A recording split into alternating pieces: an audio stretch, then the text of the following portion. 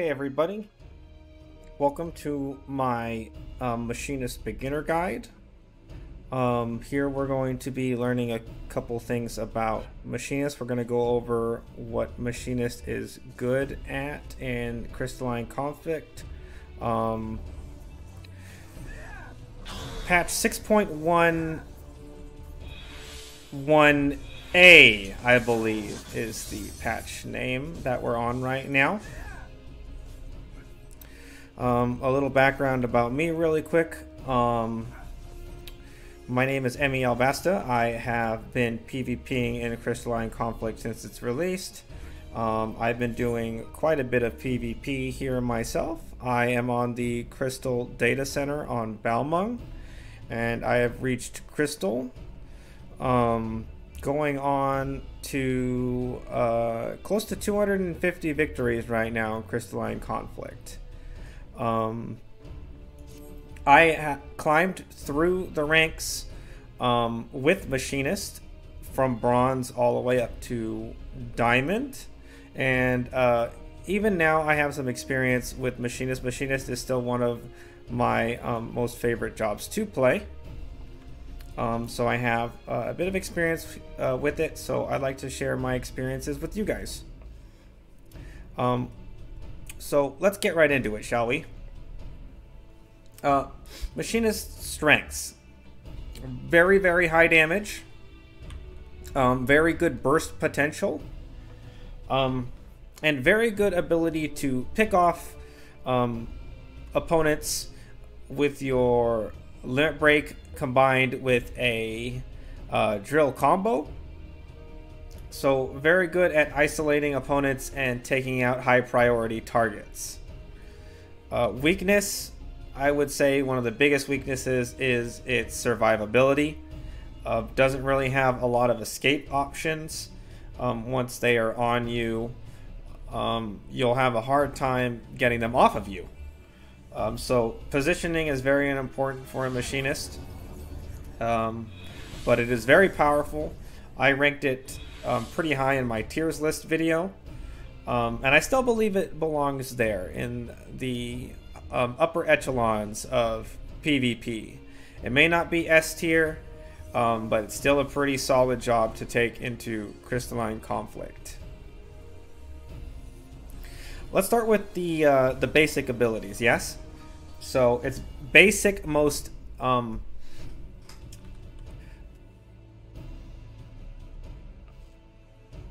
I don't want to say I want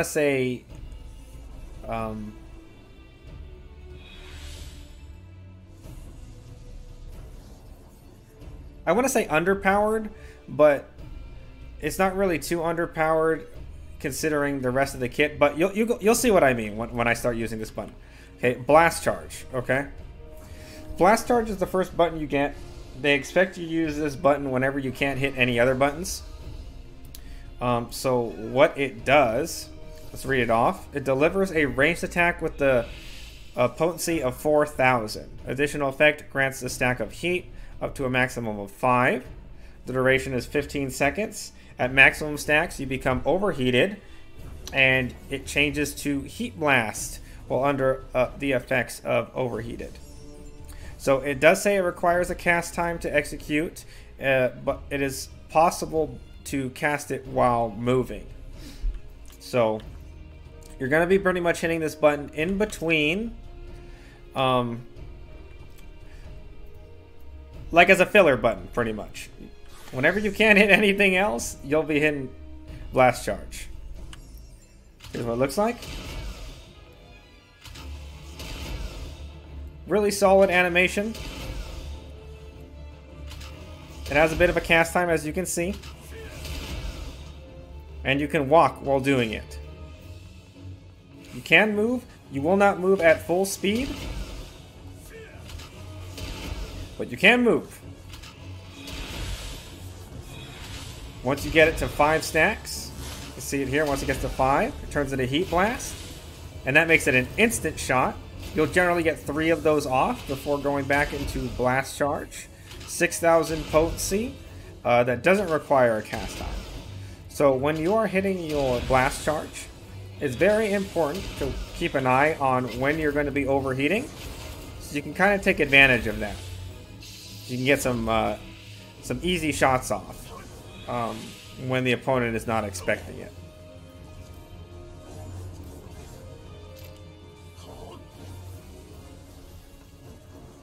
Heat charge is very important as well for the upcoming button that I'm going to show you, known as Wildfire. Okay, so Wildfire, what it does is it covers the target's body in a slow burning pitch, deals damage to the target and all nearby enemies when time expires. Basically a bomb. You can place on an enemy every 7 seconds with a cooldown of 20 seconds. The potency of the bomb increases for 4,000 for each of your GCDs that you land prior to the effect ending. If you land 3 GCDs in a row, it will explode for maximum damage in an AoE.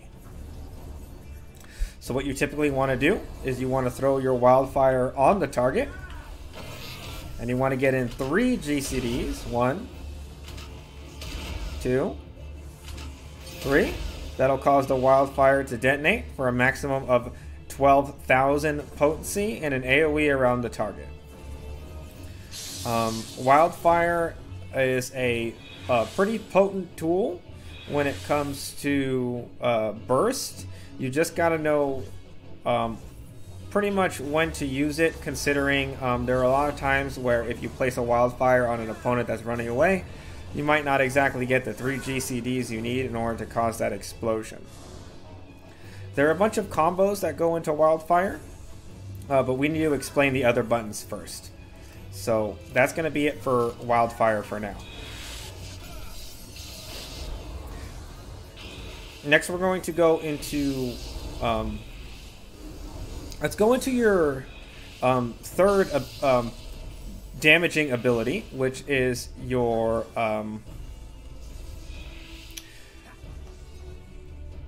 I want to call it your rotating like gadget gun. What it does is it rotates between 4 different abilities. It rotates. Let's go ahead and open the PvP page here. Let's go look at our abilities, because it so I can better show you what I mean. So let's go to the first ability that you get in your gadget gun, which is the drill. So what the drill does is it's a 10,000 potency attack that goes through guard. So you see this person right here? Perfect. See that person guarding? If that person was guarding and I hit him with this drill, it would still deal the full 10,000 potency. It is probably your strongest ability. Using this ability will catch people off guard when they're guarding. And you can pick up kills that way. Now, whenever you use a drill, or any of the abilities that I'm going to be mentioning, it always rotates to the next one. So you can never use 2 drills in a row. So that's really good to keep in mind. If you see enemy machinists just use their drill, just know they won't be able to drill for a while after that. So you're safe to guard. Now, anything in your gadget gun can be buffed by an ability called Analysis. It's this ability right here. You have 2 stacks with it, 2 charges, and whenever you use it, you buff your next gadget gun ability. So if you buff up your drill, it'll double the potency of the attack, which will bring the potency from 10,000 to 20,000. Making it one of the hardest hitting abilities in Crystalline Conflict, if not the hardest single target ability.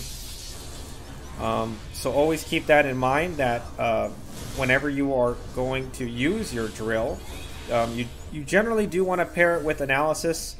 There's always a benefit to doing so. You always want to pump out as much damage with that drill as possible. I always recommend using Analysis with your drill. Now, whenever you use your drill, it'll transform into the next ability on your gadget gun, which is Air Anchor. Air Anchor deals a ranged attack with a potency of 8,000, and it on top of that, it binds your target. So when your opponent is bound, they cannot use certain abilities, and obviously they can't run away for a total of 3 seconds. If you decide to use analysis on your Air Anchor, it turns the bind into a stun. It also increases the potency by 50%. So your Air Anchor goes from an 8,000 potency attack to a 12,000 potency attack. So just more damage on your Air Anchor. Using analysis on your Air Anchor is can be a good idea a lot of the times. Just know that when an opponent is stunned like that, they more than likely will purify it. So keep that in mind, that when an opponent is stunned, the chances of the purify is higher rather than a bind. But still, you get that potency increase on it. So it can be a very viable option. The next weapon on your gadget gun is the Bio Blaster. Now, before I go to the Bio Blaster, I need to mention that the previous two abilities, the Air Anchor and the Drill, both have a range of 25 yalms. So pretty big distance, pretty long range. The Bio Blaster only has a range of 12 yalms. So first and foremost, this is the ability which will put you close to melee combat. You must use this ability in order to get to your other gadget gun abilities. So it's not like you cannot just pass it up. Because of your vulnerability in melee range, you want to make sure that when you use this ability, first and foremost, it's safe to do so. What it does is it does a 4,000 potency cone AoE in front of you, first and foremost, and then it places a 4,000 potency dot over the duration of 12 seconds. So a total of 8,000 potency, you get 4,000 up front, and then you get 4,000 over the course of 12 seconds. This is an AoE, like I said, in a cone, so it can be used to hit multiple targets. If you choose to use analysis on this ability, it will slow everybody who gets hit with the Bio Blaster. There's no potency increase, however, the slow is pretty potent at 75% for a total of 5 seconds. So if you can hit multiple enemies with this, say they're guarding the crystal and you manage to get up close and hit them with a analysis Bio Blaster while your team is going in, that can provide a lot of utility to your team. So it's not the damage that's going to carry you when you analysis a Bio Blaster, but it is the utility. You need to rely on your team to follow up on the slows.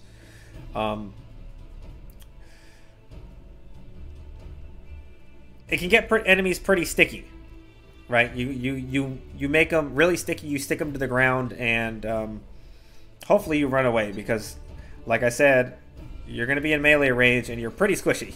So you want to kind of get in and then get back out. Your next ability on your gadget gun is your Chainsaw.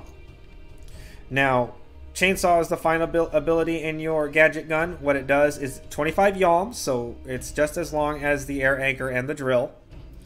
And what it does is it shoots a line AoE in front of you, a line of 12,000 potency worth of damage.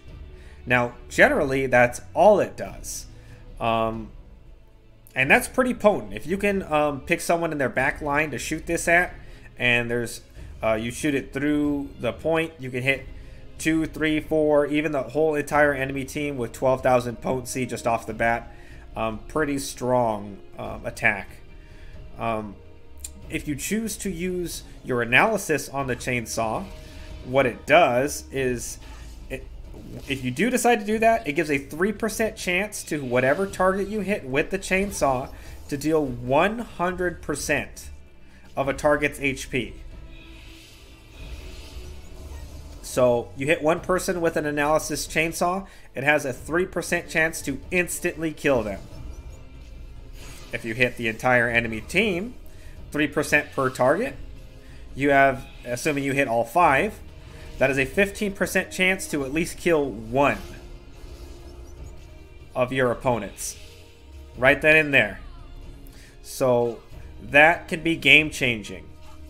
It is a gamble every time you use it. When you use an analysis on a chainsaw, that means you won't have an analysis for your, potentially for your air anchor, potentially for your drill. So while I do encourage the use of analysis on your chainsaw, just keep that in mind, that you will be burning through your analysis stacks very quickly if you decide to do it every chainsaw. Okay, so let's take a look at these abilities. We're going to start off with Air Anchor, since that's the first one on my list. So Air Anchor, very long range. As you can see, I'm all the way over here. I can still hit it. Let's go over here. So here's the range on Air Anchor. See how far I am from the opponent? The striking dummy. 8,000 in a bind. Next is the chainsaw. Same range, very long. 25 yalms, 12,000 potency, just in a line. Next is the drill. See how it changes every time I use the gadget gun ability? Same range, 25 yalms. So I can't use it from back here to get a little closer, but it's still pretty long. 10,000 potency. And finally, the Bioblaster. As you can see, I can't use it from this range. I have to get up close. Okay, so I have to be about here, which is about half the range of my other gadget gun attacks. But like I said, it does a cone AoE dot. So it should hit this target, 4,000 up front, then drops a dot on them for another 4,000 over time.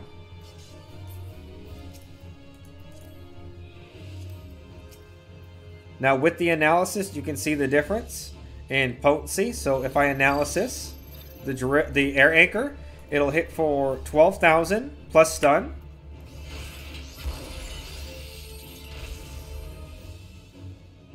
If we analysis the drill, it's a 3% chance to kill. I don't need to showcase that off. But if you hit analysis before the or the chainsaw, it'll have a 3% chance to instantly kill. If you analysis the drill, that's going to double the potency. That's big numbers. Boom. Huge. Gigantic. Goes through guard. Very strong. If you analysis the Bioblaster, it'll put a slow. A heavy. For 5 seconds. Make them real sticky.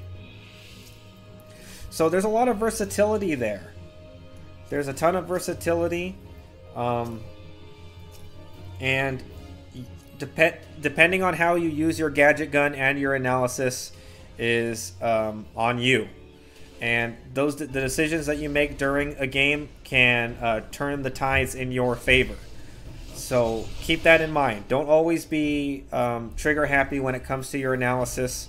You always want to make sure you're thinking ahead, and you want to keep track on which gadget is in your gadget gun at the time. Keep your mind on that rotation.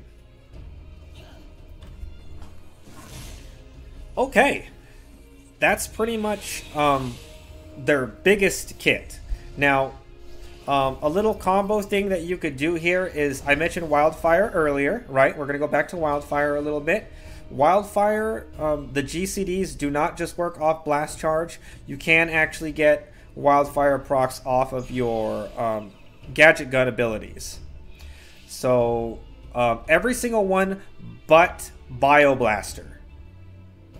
Okay, so the Wildfire will not count from the Bioblaster attacks. Fun fact, it actually did used to count, but they consider that a bug, and so Bioblaster no longer can proc your Wildfire. So if you want, you can... let's get back to So we're on chainsaw right now, right?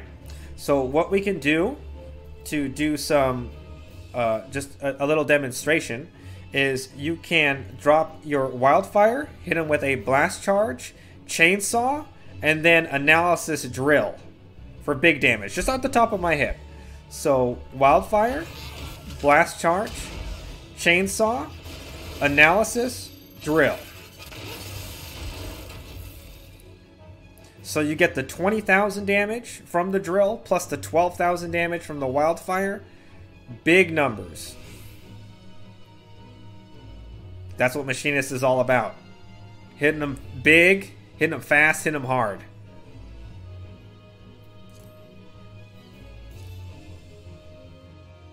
Alright. So now let's go over Scattergun. Scattergun is your only real defensive ability. So what it does is it deals 6,000 potency in a cone in front of you, and it knocks back. So it has a 10 yalm knockback, so anything that you hit with the shotgun will knock them back. So you're going to be using this to get people off of you. You're going to be using this to get people off the point. It is a very versatile tool. And it has a recast of 20 seconds. So a lot of the times you are going to be in melee combat because of your bioblaster. Just keep that shotgun in your back pocket in case you need to use it for those special occasions. Now, it says here, when you hit an enemy with a shotgun, it deals 6,000 potency, yes? However, if you hit only one target with the shotgun, the potency is doubled to 12,000. So keep that in mind, that if someone is trying to duel you and you hit them with the shotgun, it'll do 12,000 potency, not 6. The double strike will also count as a double tap for your wildfire. So, for example, say this dummy wants to kill me. It's getting on me, wants to kill me really bad. I have an air anchor set up, so I know I have a stun set up. What I can do is I can drop the wildfire on him, analysis the anchor, stun him, and then hit him with a scattergun to knock them back and proc the wildfire at the same time. That's 36,000 damage on someone trying to duel you, which would more than likely either frighten them off. It would definitely assist your teammates if your teammates were trying to get them off of you as well. Or it might just outright kill them, depending on their HP. So keep that in mind as well. Alright, let's go to their limit break. So their LB is called Marksman Spite. So it's a 50 yalm range snipe. 50 yalms. So what it does is it delivers a ranged attack with a potency of 36,000 damage. Okay? 36,000 damage. Alright, so that's all it does. That's it. Incredibly simple limit break, but incredibly potent. This also, of course, will proc your wildfire. Right, so I'm going to show you how long 50 yalms is. Okay, so I'm going to go over here. So already, my chainsaw is out of range. I can't use my chainsaw. I still can use my LB. Let's keep going. I can still use my LB even over here. Let's keep going. Right here is the limit. This pole. So, as you can see, the range is absolutely insane. As long as you can keep your target, right? As long as you can keep your target while you're running away, and as long as they're within line of sight, you can hit them with the snipe.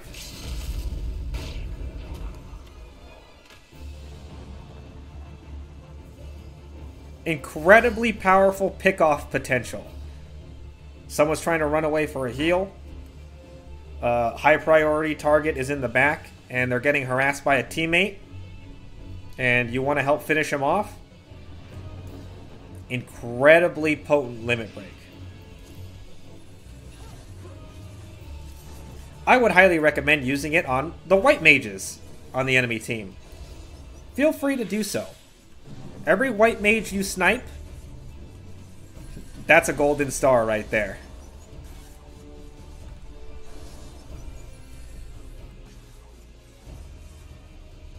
So one last ability to go over here, guys, is the defensive/offensive Bishop auto turret. Okay, 25 Yalm range. It's a set and forget type of thing. So what it does is you'll put this. You have this little cursor, and when you put it on the ground, your Bishop turret, it'll put this little circle here, and it'll pulse, and it'll deal damage to a circle in a pulsing AoE of 4,000, and it'll provide a shield for allies in that area as well. So it's really great to put on an area where your teammates are fighting, where the enemy is trying to push. Really good at assisting your team and pushing the enemy team away. The biggest benefit of the turret, if it hits an enemy, it increases the damage they take by 10% for 5 seconds. So for example, if I place this on this dummy, where the chainsaw would normally deal 12,000 potency of damage, since it's been hit by the turret, 13.2. And since it's hit by the turret, if I hit him with an empowered drill, 22. So it just buffs up all your damage. And yes, this will increase the damage of your limit break as well.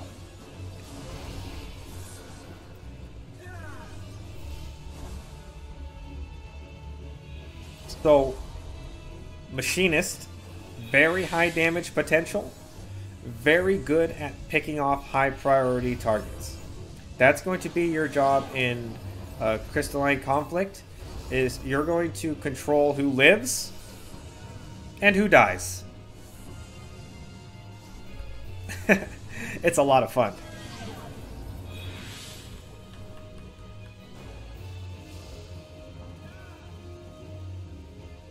So let's go over just one simple tactic that I like to do.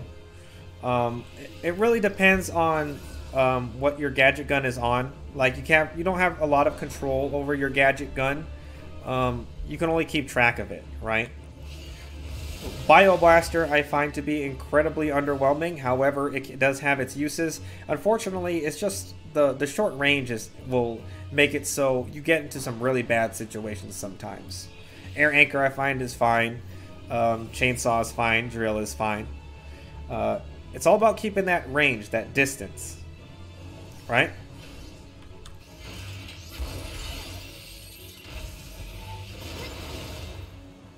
So this really only works when you're in drill stance, okay? So if anyone is trying to get on you, all right? If anyone is trying to get on you and you're in drill, you have analysis, you have your gun, you have your LB, drop your... I'm going to show you the combo. It's going to be dropping the mortar on yourself, okay? Wildfire, analysis, drill, scattergun, LB. I'll show it to you very quickly here. So, mortar, wildfire, analysis, drill, scattergun, LB. And they're dust. That's about 2-3 GCDs. But if you can pull that off, nothing will survive. And they'll just wonder what happened to them.